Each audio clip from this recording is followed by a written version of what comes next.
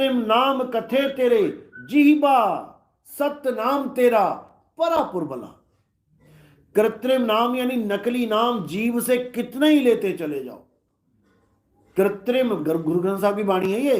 कृत्रिम यानी नकली नाम कथे तेरे जीबा, इस जीव से बोलने वाले जितने भी नाम हैं इस दुनिया में, वो सब अधूरे नाम हैं, वो नकली नाम है। सत्य नाम तेरा परा पुरबला, तेरा यानी परमात्मा का जो सतनाम है वो परा पुरबला। पुरबला यानी पुराने से भी पुराना। कहते मेरे जागे रे पुरबले भाग, यानी मेरे पुराने भाग जाग गए। जो मैंने संस्कार अर्जित किए थे आज वो संस्कार जाग गया, मेरे गुरु मिल गए मुझे। बुझा हुआ दीप प्रकाशित दीप से जगमगा उठा, इसको कहते पुरबला। तो सतनाम कौन है? सतनाम तेरा यानी परमात्मा का। सतनाम कोई ओम सोम नहीं है कि सांस अंदर ली और सोहम सांस बाहर छोड़ी, ओम ये नहीं है।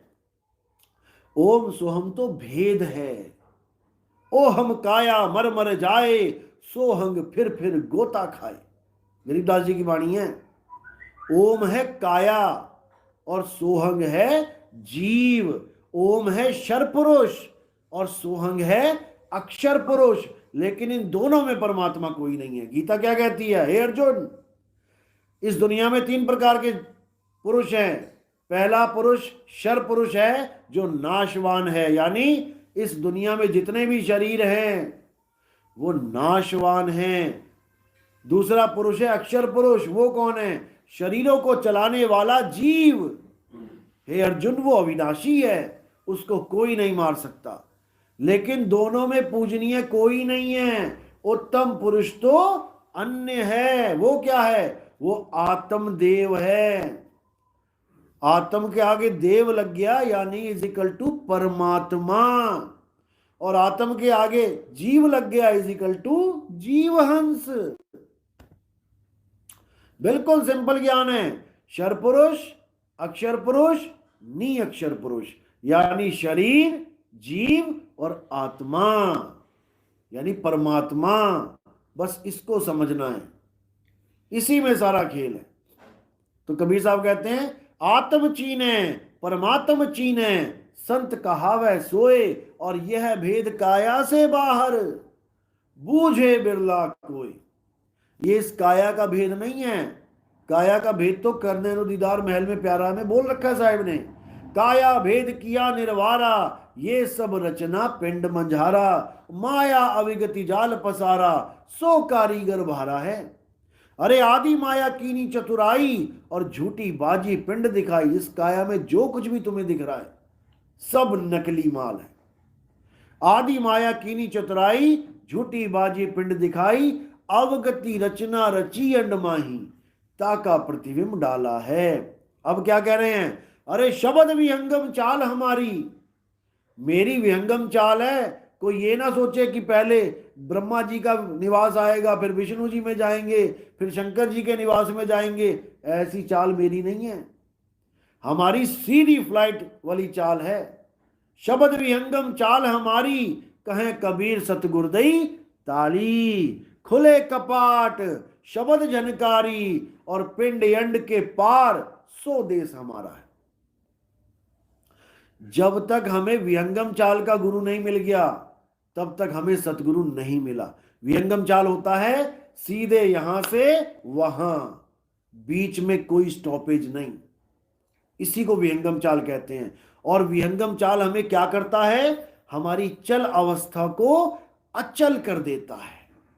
अध्याय 2 24वां श्लोक, हे अर्जुन, जीव अचल नहीं है, जीव चलता है, लेकिन आत्मा अचल है। आत्मा अचल है, आत्मा कभी नहीं चलती, जीव चलता है। इसी को गरीबदास जी कह रहे हैं, सतगुरु के लक्षण कहूं अचल विहंगम चाल, हम अमरापुर ले गए ज्ञान सबद सरघाल। किसने सुनी है वाणी? कभी ये वाणी सुनी किसी ने? आपने सुनी है। वाणी में इतना गहरा रहस्य है कि आप सोच भी नहीं सकते वाणी कह क्या रही है। तोते की तरह रट तो लोगे इसको, लेकिन इसके अंदर जो सार निकालोगे ना तो जमीन खिसक जाएगी पैरों के नीचे से। वाणी कह रही है सतगुरु के लक्षण कहूं। इस दुनिया में हजारों गुरु बैठे हैं, लाखों गुरु बैठे हैं भरमाने के लिए, लेकिन सतगुरु का लक्षण क्या है? सतगुरु के लक्षण कहूं अचल विहंगम चाल। यानी जो तुम भाग रहे हो, मैं सतलोक जाऊंगा, मैं ब्रह्मलोक जाऊंगा, मैं शिवलोक जाऊंगा, तुम्हारी ये जो मन की दौड़ है इसको अचल कर देता है सतगुरु। और विहंगम चाल से, ये नहीं कि 4-5 लोग क्रॉस करके जाओगे तुम अपने घर। सीधे हवाई जहाज जैसे सीधे रॉकेट होता है ना, मंगल ग्रह के लिए छोड़ दिया, अब बीच में कितने भी ग्रह व्रह आते रहे वो ना रुकता कहीं भी। जो उसको निशाना मिल गया वही पहुंचेगा। इसी को बोला निशाना कोई मारे संत सुजान। निशाना मारेगा वो सीधा और सीधे धुर को पहुंचेगा। उसी धुर तक पहुंचना ही विहंगम चाल है। यानी पक्षी सीधे देखता है कि मुझे वहां जाना है आसमान में और सीधी उड़ारी मारता है, इसको कहते हैं विहंगम चाल। ज्ञान शब्द सर घाल, सिर पे रख के। घालना हरियाणवी भाषा की वाणी है ये, घालना यानी रखना। तो कह रहे हैं जो लोग ज्ञान हमें दे रहे हैं, शब्द दे रहे हैं, कोई कान में दे रहा है, कोई सांस में दे रहा है, कहता मेरा शब्द तो मेरे सिर के ऊपर रख दिया गुरु ने ले जाके, हम अमरापुर ले गए। ज्ञान शब्द सर घाल, जैसे पनिहारन ने रख दिया घड़ा सिर पे, अब उसको कहो कि ढूंढ कहाँ है घड़ा, तो अगर अंदर ढूंढेगी तब भी ना ढूंढ पाएगी, बाहर ढूंढेगी तब भी नहीं ढूंढ पाएगी। इसी को सिमरन बोला है। अरे सुमिरन की सुध यूं रहे ज्यों गागर पनिहार, और बोले डोले सुरत में कहे कबीर विचार। ऐसे सिमरन चलेगा तुम्हारा, ना आंखें बंद करनी पड़ेंगी, ना कान बंद करने पड़ेंगे। संतो सहज समाधि भली है, गुरु प्रताप जिस दिन से जगी है, अरे दिन दिन अधिक चली है। आंख न मूंदू कान न रूंदू, तनिक कष्ट मत धारू, और खुले नयन पहचानू हंस हंस सुंदर रूप निहारू। खुले नयनों से परमात्मा का रूप निहारोगे। कौन सा रूप? ये रूप नहीं है परमात्मा का। गुरबाणी क्या कह रही है? अरे रूप न रेख न रंग, प्रभु तीन गुणाते भिन्न। उसका कोई रूप नहीं है कि कोई कहे कि वो शरीर है जी, कबीर साहब दाढ़ी वाले हैं। फिर तो एक समय ऐसा भी था जब उनकी दाढ़ी भी नहीं थी। जब बच्चे बनके वो कमल के फूल पे आए तो उनकी दाढ़ी भी नहीं थी। वो वाली फोटो लगा के पूजा करो। जब बड़े हो गए उसकी पूजा करो, केवल बूढ़े की क्यों कर रहे हो? कबीर साहब समय में नहीं आते हैं, वो समय तीत हैं, काला तीत हैं। वो ये नहीं है कि आज बच्चे थे कल बूढ़े हो गए, बूढ़े हो गए तो मर भी जाएंगे किसी दिन। वो कोई देह है ही नहीं, वो तो देह धारण करते हैं। क्यों करते हैं? हमारे कल्याण के लिए। संतो अविगत से चला आया, कोई मेरा भेद मरम ना पाया। ना हम लीना गर्भ बसेरा, बालक होए दिखलाया। बालक होके दिखलाया, और अगर बालक ना होते हमें दिखलाने के लिए फिर तो क्या रूप था उनका? जैसे ठंड लगी तो ये शॉल धारण कर ली, अब कोई गर्मियों में भी शॉल धारण करेगा क्या? ये केवल मौके पे धारण की जाती है। किसी राजा के यहां युद्ध हो गया, किसी का, राजा ने अस्त्र शस्त्र धारण कर लिए, अब ये थोड़ी 24 घंटे अस्त्र शस्त्र धारण रखेगा। वो युद्ध खत्म हो गया, उतार दिए। तो कह रहे ना हम लीना गर्भ बसेरा, बालक होए दिखलाया। यानी बालक का शरीर मैंने धारण कर लिया, और जब मेरा काम खत्म हो गया मैंने शरीर से छुटकारा ले लिया। हिंदू मुसलमान लड़ते रहे, मारेंगे, जलाएंगे, ये करेंगे, वो करेंगे, दफनाएंगे, एक को भी लाश ना मिली, छुटकारा मिल गया। क्योंकि उनका देह और हमारे देह में जमीन आसमान का अंतर है। हमारी देह बनी है 5 तत्वों से, मां के गर्भ में बनती है, माया में बनती है, इसीलिए माया से अलग नहीं है, इसीलिए बदलती है, रोज बदल रही है। आप अपने चेहरे पे जो झुर्रियां देख रहे हो ये एकदम नहीं पड़ गई, आपको तो पता भी नहीं लगा कब चेहरा होता होता होता होता बूढ़ा हो गया। ये आप तब जान पाओगे जब बचपन की फोटो और बीच की उम्र की फोटो और बुढ़ापे की फोटो तीनों रख दो, फिर देखोगे अरे कितना फर्क है। लेकिन रोज तुम्हारी फोटो खींच के लगाई जाए, तुम 2 फोटो में अंतर नहीं ढूंढ पाओगे, आज की और कल की फोटो में, क्योंकि माया इतने धीरे धीरे काम कर रही है कि तुम्हें अंदाजा तक नहीं हो रहा कि तुम्हारी एक एक सांस निकल रही है, एक एक दिन बीत रहा है, इतनी प्रबल है ये माया। लेकिन दुनिया भर की इच्छाएं इकट्ठी करवा दी है तुम्हें, मकान दुकान, ये मैं बाहर जाऊंगा, मैं यहां जाऊंगा, मैं वहां जाऊंगा, मैं इतना पैसा कमाऊंगा, मैं ये करूंगा, और करते करते करते एक लाश बन के गिर जाएगा बंदा।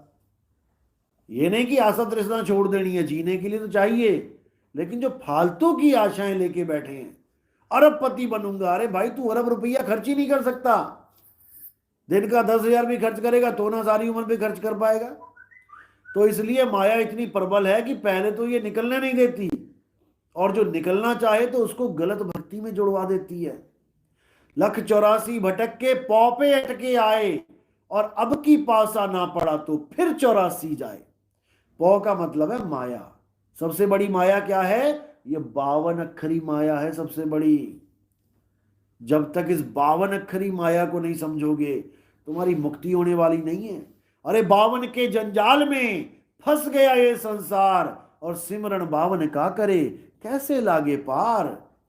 जहां कोई कहता है भगवान को याद कर, उठा के नाम जपने लग जाता है, राम राम राम राम राम। अरे राम राम करता जग फिरे, राम ना पाया जाए। राम राम करने से राम मिल जाए तो धन धन करने से धन मिल जाए, नौकरी नौकरी करने से नौकरी मिल जाए, काहे पढ़ाई कर रहे हो फिर? इसी को समझना है।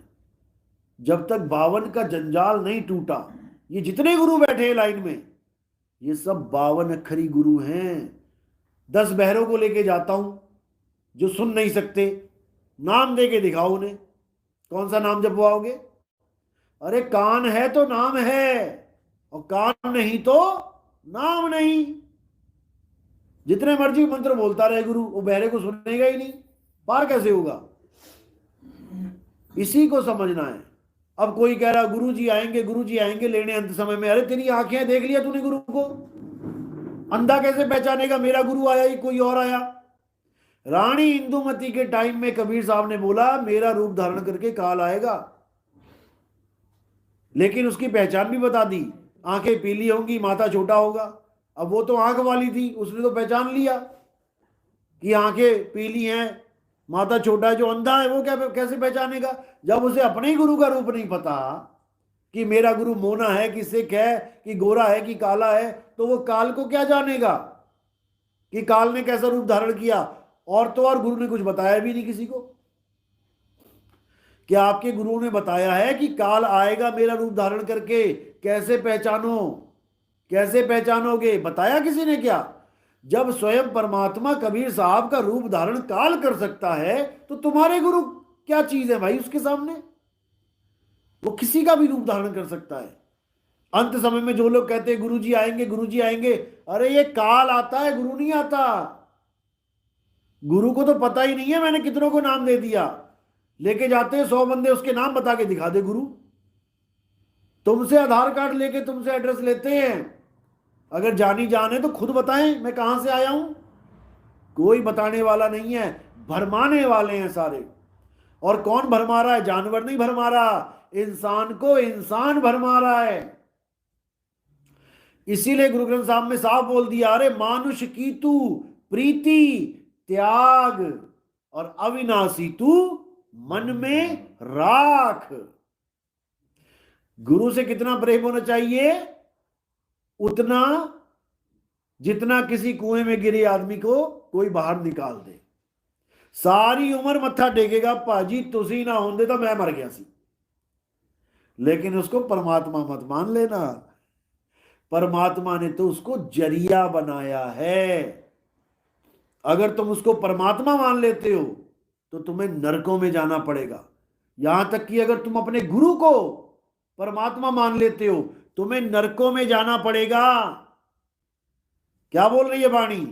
मैं हूं परम पुरुष का दासा और देखने आया जगत तमाशा। जो हमको परमेश्वर उचरे नरक कुंड में वो जा पर है। 10वीं बादशाही कह रही हैं, कह रहे हैं कि जो मुझे परमेश्वर कह के मानेगा नरकों में जाएगा। बताओ क्या बुरा कर दिया हमने अपने गुरु को परमेश्वर मान के, जो हमें नरकों में जाना पड़ रहा है? क्योंकि हमने परमात्मा को रिजेक्ट कर दिया, उसका सही रूप नहीं जाना, सही रूप नहीं जाना। इसीलिए गर्भ में जाना पड़ेगा। गर्भ ही कुंभी नरक है।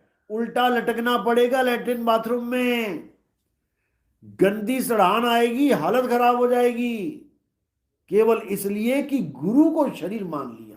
और गुरु क्या है? गुरु शब्द है। शब्द गुरु सुरत तुन चेला। बस इसको समझ लो।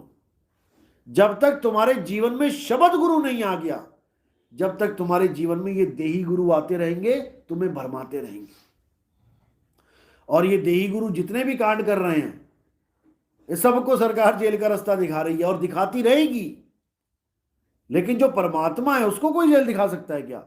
नहीं दिखा सकता। इधर डाला जेल में, उधर बाहर खड़े हैं। इधर गोली मारी, वो सामने खड़े हैं। इधर आग लगाई, वो सामने खड़े हैं। 52 बार कसनियां हुई कबीर साहब की। गुरु ग्रंथ साहब में भी दर्ज है, गंगा की लहर मेरी टूटी जंजीर, मृगशाला पे बैठे कबीर। ये कसनियां हैं कबीर साहब की, जो गुरु ग्रंथ साहब में भी दर्ज है। और लोग कहते हैं कबीर ता भगत सी, भगत सी। और भरावा भक्ति की है तो दस दो। वो भगत नहीं सी, वो भगत के रूप में स्वयं परमात्मा थे। कहते कोठरी माही कोठरी, परम कोठरी विचार। 3 कोठरियां हैं तुम्हारे पास, कहां रहना चाहते हो देख लो। पहली कोठरी है काया, कोठरी माही कोठरी। इस काया के अंदर एक और स्थान है रहने का, वो है ब्रह्म मन। जब तुम यहां पर ध्यान लगा लेते हो, इस कोठरी में ही कोठरी है, लेकिन ये परम नहीं है। कोठरी माही कोठरी, परम कोठरी विचार। गुरु दीनी वस्तु कबीर को, लीनी वस्तु समार। कबीर दीनी संसार को, कबीर दीनी संसार को। संसार का मतलब ये नहीं कि यूपी संसार है, कि कबीर साहब यूपी के संत थे। संसार का मतलब है पूरा अखिल ब्रह्मांड। पूरे संसार में जिस भी गुरु को परमात्मा मिला है वो कबीर साहब की वजह से मिला है। याद रखना इस बात को, ये कोई नहीं बोलेगा तुम्हें। कबीर साहब के नाम पे तुम्हें भरमा देंगे, ओता जी कवि सी, ओता जी धर्म सुधारक सी, ओता जी समाज सुधारक सी, ओता जी ब्राह्मणी दा पुत्र सी, ओता किसी वैश्य दा भी बनाता लोगों ने, वैश्य दा पुत्र सी। ऐदा दी हालत है। केवल कबीर साहब के ना मां का पता, ना बाप का पता, ना गांव का पता। ब्राह्मणी का पुत्र था। ब्राह्मणी कौन थी, क्या नाम था? ब्राह्मणी का पति कौन था? ब्राह्मणी का ससुर कौन था? ब्राह्मणी का गांव कौन था? सारे ब्राह्मणों की पूरी लिस्ट हरिद्वार में निकाल लो, जाके अपनी निकालवा लो। तुम हरिद्वार में जाके केवल अपना नाम बता दो, जो ब्राह्मण बैठे हैं वहां पे, तुम्हारे पिता, पड़पिता, लकड़ पिता, सारे पिता का रिश्ता बता देगा वो क्या नाम है, क्योंकि सारे वहीं जाते थे हड्डियां गिराने, अस्थियां डालने वहीं जाते थे। वहां तुम्हारा नाम पता लिखा जाता था। तुम्हारी पुश्तों की पुश्तों तुम्हें नहीं भी याद है ना, वहां जाके खाता खुलवा लो अपना। तुम्हारे दादे परदादे जब से ये प्रथा चल रही है अस्थियां गिराने वाली, वहां पूरा हिसाब किताब है। तुम चाहो तो उधारी ले लो वहां जाके 2 लाख रुपए। तुम मर भी जाओगे, तुम्हारा लड़का जब जाएगा वहां तुम्हारी अस्थियां गिरने, उसको पकड़ लेंगे वो। वहां पर ये काम चलता है। तो कबीर साहब के सास ससुर कौन है भैया, ये बता दो। कबीर साहब की शादी हुई तो कोई सास ससुर होगा, वो कौन सा 5000 साल पहले, ये 500 साल पहले की तो बात है, 600 साल पहले। इसका इतिहास क्यों नहीं खोज पाए आप लोग? कोई नहीं समझ रहा है, बस जो मुंह में आ रहा है दे तेरी को ले तेरी को, बस यही चलता जा रहा है। और कबीर खुद कह रहे हैं साहिब, कहते हैं मेरा भेद न कोई पाया, अब संतो अविगत से चला आया, मेरा भेद नहीं मिलता किसी को। तो कह रहे हैं वस्तु कोठरी माही कोठरी परम कोठरी विचार, गुरु दीनी वस्तु कबीर को ली वस्तु संभार, कबीर दीनी संसार को लीनी जिस मस्तक भाग, जिसके मस्तक पे भाग है, मालिक की दया है, वो तो उसको पा लेगा। फिर कहते हैं रस अमृत जिन पाया थिरता का सुहाग, जिसने उस अमृत रस को पा लिया। अमृत रस क्या है? कोई वो देवताओं वाला अमृत रस नहीं है कि कलश में लेके घूम रहे हैं अमृत पीने के लिए। अमृत मतलब है जो मरता ना हो, अमृत, मृत यानी मौत, और जिसके आगे आ लग गया वो अमर। और इस दुनिया में एक ही अमर है और वो है आत्मा। तो उस आत्मा की बात कर रहे हैं। रस अमृत जिन पाया थिरता का सुहाग, यानी अब उसका वो पति मिल गया ऐसा जो थिर है।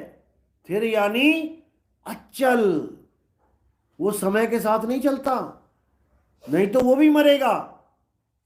थिरता का सुहाग यानी अब इस सुरता रूपी नारी को ऐसा शब्द रूपी गुरु मिल गया, परमात्मा मिल गया, खसम मिल गया, अब वो कभी विधवा नहीं होगी। जिसके बारे में मल्लूकदास जी ने कहा है, दास मलूक सलूक कहते हैं, खोजो खसम कबीर। खसम कबीर का मतलब ये नहीं कि किसी आदमी को ढूंढना है दाढ़ी वाले को। कबीर क्या है? कक्का केवल नाम है, बब्बा ब्रह्म शरीर, रारा सब में रम रहा, वाको नाम कबीर।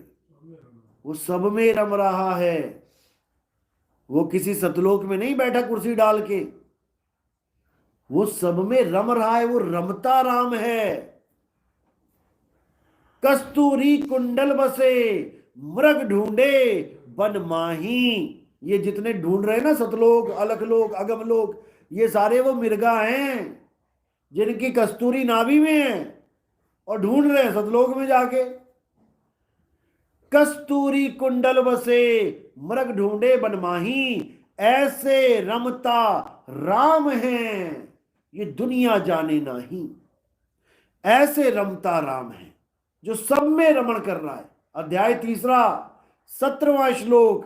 हे अर्जुन, जो जीव अपनी आत्मा में रमण करते हैं, जो अपनी आत्मा में संतुष्ट रहते हैं, जो अपनी आत्मा में स्थिर हो जाते हैं, उन्हें किसी प्रकार का कर्तव्य कर्म उस पर लागू ही नहीं होता। ना वो सारी उम्र कभी मंदिर जाए, ना वो गुरुद्वारे जाए, ना वो मस्जिद जाए, ना वो गिरजाघर जाए। जब उसका परमात्मा उसकी आत्मा में ही मिल गया, अब वो किसे ढूंढने जाएगा?